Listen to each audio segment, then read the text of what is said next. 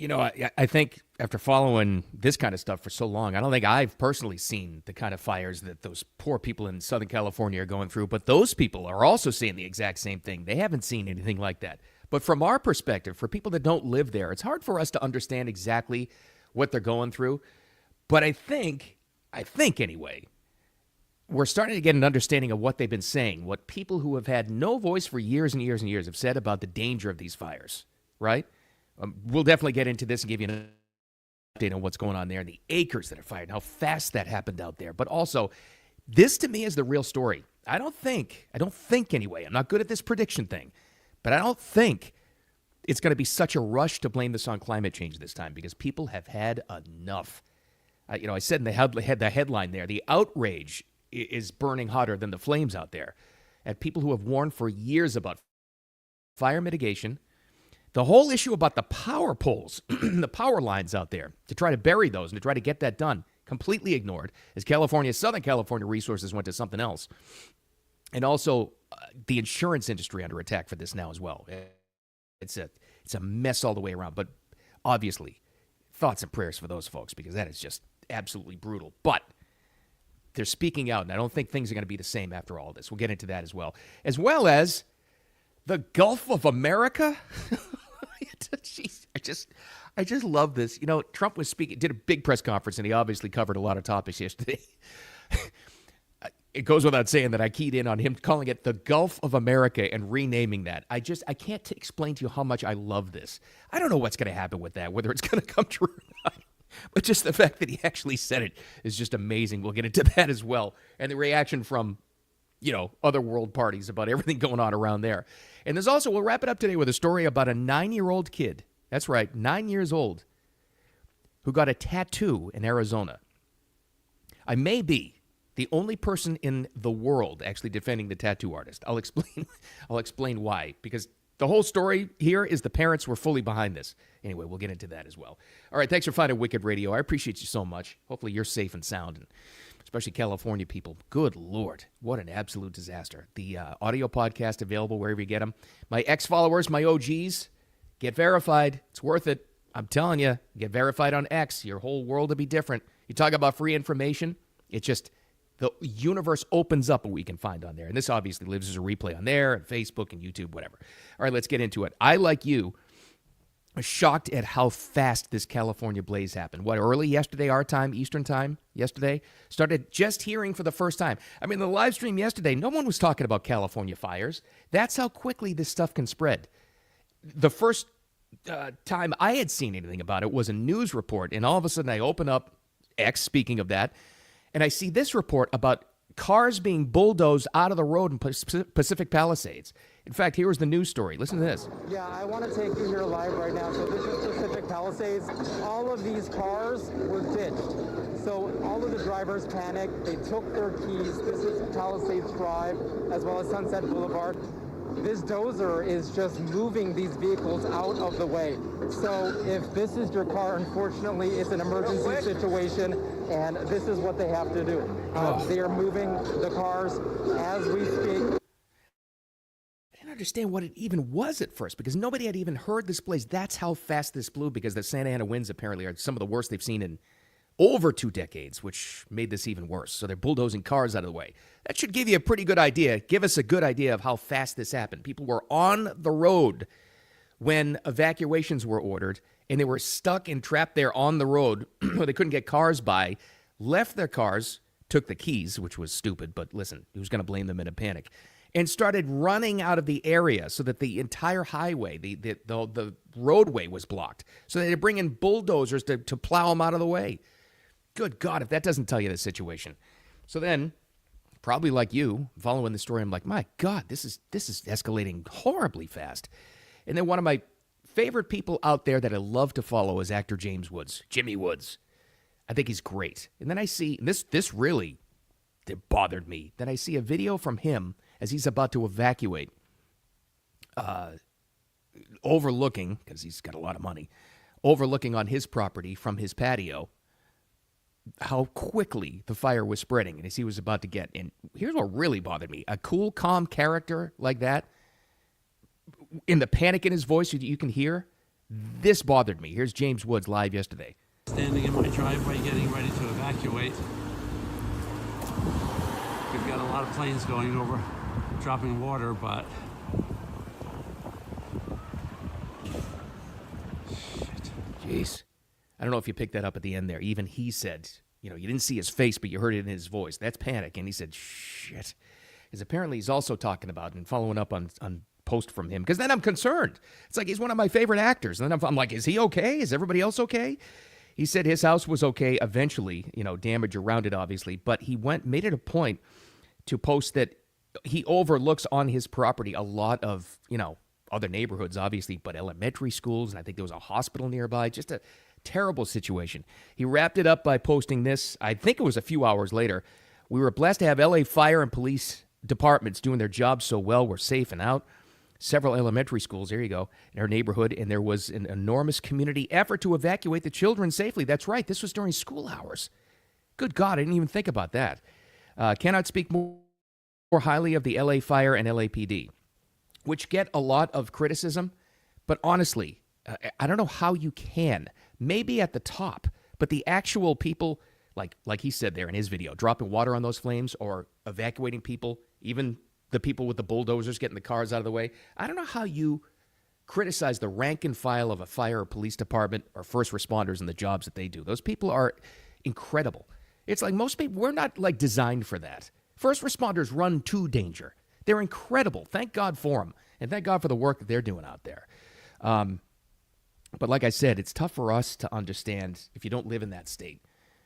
The criticism that's been percolating up for, you're talking decades now, about fire mitigation out there. Here's what's different. Yeah, sometimes, sadly, it takes a disaster to get those voices heard. But also, we talk about it all the time in this live stream. Free information now, obviously, is there. But I have never, maybe because the fire is that bad, I've never seen or heard the kind of outrage from everybody out there like what's happening right now. So I would say, like I said, I'm not good at this prediction thing, but I would venture to guess there's going to be an enormous, after all of this, hopefully they're safe, after all of this, an enormous amount of criticism levied at Gavin Newsom, their state legislature, their environmental protection agencies out there, the insurance industry, because there have been millions of people, millions of California residents that got completely ignored who have talked about fire mitigation, getting rid of brush every single year, which is not getting done, protecting certain homes in certain areas, obviously, and also the insurance industry. Listen to this story. This is absolutely heartbreaking. One of the news crews, I don't know which one, I'm not familiar with them in LA, found this lady and ran over to her to try to get the story because despite an evacuation order, she says she snuck in to try to do what she could to save her parents' house. Unsuccessfully, by the way. Her parents are in their 90s. But the outrage at the insurance industry, kind of like people are outraged at the health insurance industry. Listen to this story. They don't have, their house is gone, and they're not going to get any money for it. They're 90 years old. They've lived in this house for 75 years, and they've had the same insurance, and these insurance people decided to cancel their fire. And we're going through this, and it just happened, and they have no fire insurance. Oh, I mean, it's just going to come to, after these flames finally die down, please God, and people are hopefully safe after that. Good luck. Good luck with the environmentalists saying this is climate change because people aren't going to hear it now, most people, because it's an amazing thing about a horrifying disaster like this. It affects everybody, no matter who you vote for, and everybody's mad at this. There may be some massive changes at this. They've called for fire mitigation and protecting these power lines. It's a whole other issue. And their policy about cutting people's water off for years now. I saw this as well, outrage from residents are saying, do what you can to protect, this is from the state, do what you can to protect your home and water your plants outside and try to cover. And people reacting directly right away said, with what? They cut off the water supply when you do this at most neighborhoods in Southern California. That and the power poles. Now listen to this. Here's another couple of people. Now granted, I'll set this up by telling you, these are two prominent people, so they do have a bigger voice. They also have money. Adam Carolla, comedian, he was a talk show host. He's got a big podcast now. He reacted to this with a picture outside of his studio of, well, it's charred, but also the power line snapped in half.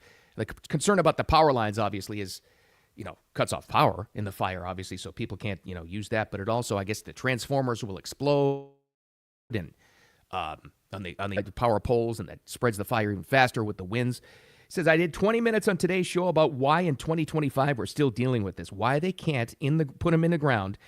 And he said, and this pic is from 5 hours later, 200 feet from my studio. And I know you can't see this, but it's just charred. A guy reacted to that who I think knows him, Joe Bonamassa, great guitarist, great guy. I've interviewed him. He added this to that post from Adam Carolla. I tried to bury my power lines around my house. The city denied me over and over. I offered to pay the full cost myself, saying I'm not doing it for cosmetic reasons. It's for fire mitigation. That's another thing they've tried for years, is to bury the power lines. And again, people outside of that state don't really understand it. And I'll say this. I can speak personally to what they've done in Florida. Florida Power and Light has done a great job since about 2004 after hurricanes. Massive effort underway to put as many as they can power lines underground to get that done. I give them credit for that. California went in a different direction. They didn't. There's still so many power poles out there that are just sitting ducks in a fire situation like that. Again, the outrage is there, and I don't. All the usual characters, the usual suspects that come out after a disaster and they prey on this to push the climate change thing. I don't know. I think they're going to be shouted down this time, but we shall see. You're left with this. You just hope they're going to be okay. You really do. All right, let's get out of that for a second. We'll update you as we go. But how about this? I would like to. I don't know about the geopolitics of this. I don't really know about that. I'm fascinated by it, and I love it so much because just as a communicator, I love the messaging. That's what I always key in on. And when Trump comes out with a press conference like this and a statement like this, I'm just gonna play it for you because I literally laughed out loud, and I'm still laughing about it. We're going to be changing the name of the Gulf of Mexico to the Gulf of America, which has a beautiful ring that covers a lot of territory. The Gulf of America. What a beautiful name. I can't. It's just such a bold, bombastic statement. I think that's what makes me laugh about it. And I think, again, I don't know. We'll find out what the real reasons. We'll find out soon enough if you're going to be able to be successful with this. Like, who gets to name this, who doesn't. I guess if you're a patriotic American and you're America first, you're saying, yeah, this is good. This is American expansionism, right? This is like him saying we're going to buy Greenland, or we're going to make Canada the 51st state. It's an aggressive country, as I guess you want to see, but it's just the statement that he makes, and I think what he's trying to get at is America's back in business, baby, and we are the power. We're the ones controlling the destiny of this part of the world. In fact, the entire world over. That's why it made me laugh so much. Then I started thinking, well, think of how many globes and maps you'd have to change. And I think Mexico already reacted to this with outrage. The whole world does. He does this on purpose to get that kind of an outrage reaction. Again, what do we know from Trump?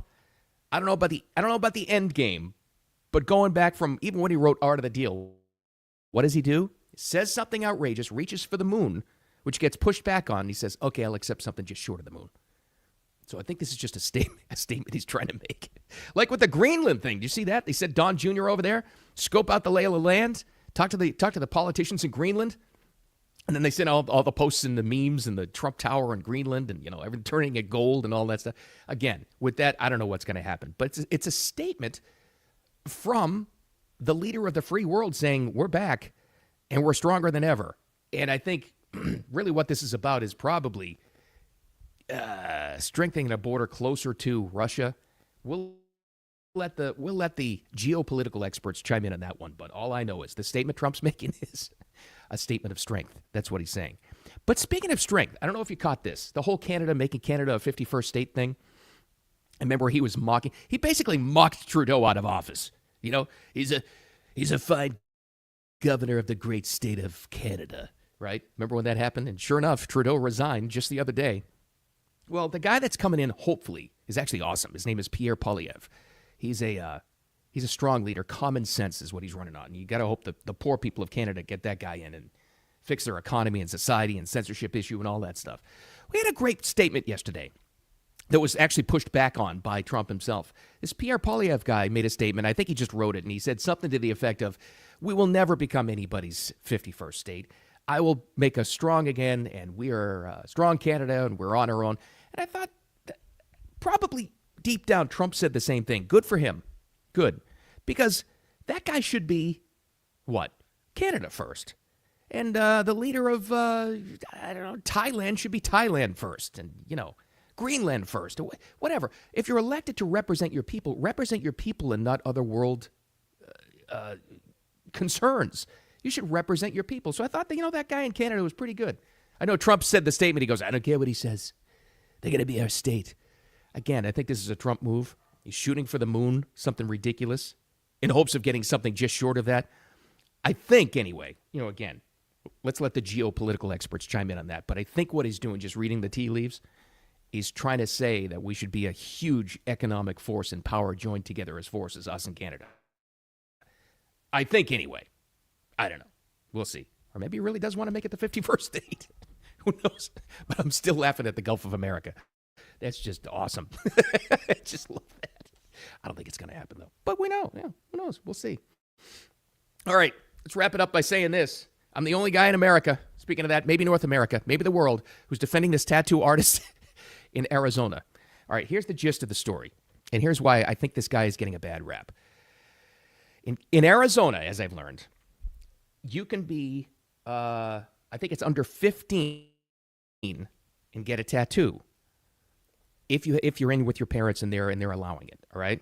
So that leads us to this story. In Yuma, Arizona, wasn't there a cowboy movie about that? In Yuma, Arizona, there was a 9-year-old who got a tattoo with her parents' permission. Yes, that is ridiculous. I'm with you there. Let's start off there. Let's find some common ground. I'm with you there. 9-year-olds should not get tattoos of any kind. Here's how it's different, though, right? With the parents, she walked into this place wanting a Trump neck tattoo. All right? 9 years old, with the parents' permission, maybe even pushed by the parents. I have no idea. A Trump neck tattoo. The tattoo artist who's getting all the heat for this pushed back on that. Right? And said, okay, I can't do that, right? But talked them down into, at 9 years old, a shoulder, like a side shoulder American flag tattoo, which is still catching a lot of heat because it's still, at the end of the day, a 9-year-old getting a tattoo. Key part is with the parents' permission, all right? I totally understand that, and I get that. First of all, let's go to just the general reaction of somebody in the tattoo industry, as well as, I guess, the news crews in Yuma. I don't know. Yuma News 9, whoever it was, got reaction from people. And the reaction is typical. And all the ire and the outrage is being directed at the tattoo artist without, I think, thinking and understanding the entire story. But here's the reaction. It is one of the most frustrating things about our career field. If you see a 10-year-old child with a professional-looking tattoo and they said they got it at a tattoo shop, that kind of degrades us as a whole. I wouldn't let my daughter underage get any tattoo. No way. No, that's crazy. No, I don't agree. I think they should wait a while. I think if you let your teenagers do what they want, they slow it down on it quicker. If you tell them they can't, they're going to find a way, and they're going to do it 3 times. Yeah, I agree with you, lady. Those teenagers, they'll do it 3 times. And she's right about that. If you're a parent like me who's had kids, it's absolutely right because they'll rebel against it and they'll do it. But here's the thing. So will the parents. Let's remember the key element of the story here. The 9-year-old who got the tattoo, and it wound up being a shoulder American flag tattoo, right? Even though everybody's mad at the tattoo artist. Full approval with the parents, okay? That's point number 1. Here's why I think the tattoo artist is getting a bad rap. And I get it. I'm the only person in the country who's defending this guy. He talked them down, let's remember, off a Trump neck tattoo, okay? At 9 years old, what the parents were fully in favor of. 9, all right? Now, the tattoo artist realized, I think, just like that lady at the end said, they're going to do it 3 times. Well, so will the parents. Because what are the odds, and I think the tattoo artist understood this, I really do. If he didn't give them some sort of tattoo and talk them down from a Trump neck tattoo to a side shoulder American flag tattoo, I'm pretty sure, and I bet you he was too, that they'd go to somebody else and somebody would do it. And this kid would have a Trump neck tattoo. I don't care that it's Trump. It's any neck tattoo at a 9-year-old. It sounds like pretty good situation mitigation to me. I don't know. I know the guy's getting a bad rap because he did give a tattoo to a 9-year-old, but it could have been a lot worse. And I think he realized that. So I get it. I'm the only guy on earth defending the tattoo artist, but I think he handled the situation. That's just me. But yeah, 9-year-olds shouldn't get tattoos. God. All right. Let's pray for the people in California and hope that they find a situation out there that's suitable going forward, because what they got right now, that ain't happening. All right, more on that. I'm sure we'll talk about tomorrow. Let's hope those flames die down. And forget about the audio podcast. That's posted usually about a half hour after we wrap up here, and it's live on as a replay here on the live stream on Facebook, YouTube. Not much happening there, and also on X mainly. And get verified on X. It's worth it. I'm telling you. Main takeaway, man. Put up with. Even if you're just a lowly resident, you have a voice, and that's what those California residents are going to do. You speak up in the future here, and I think it's what we're going to see in that situation. And kind of tied to that, like always, don't take any crap from anybody. With that said, have a wicked awesome midweek, and we'll talk to you tomorrow.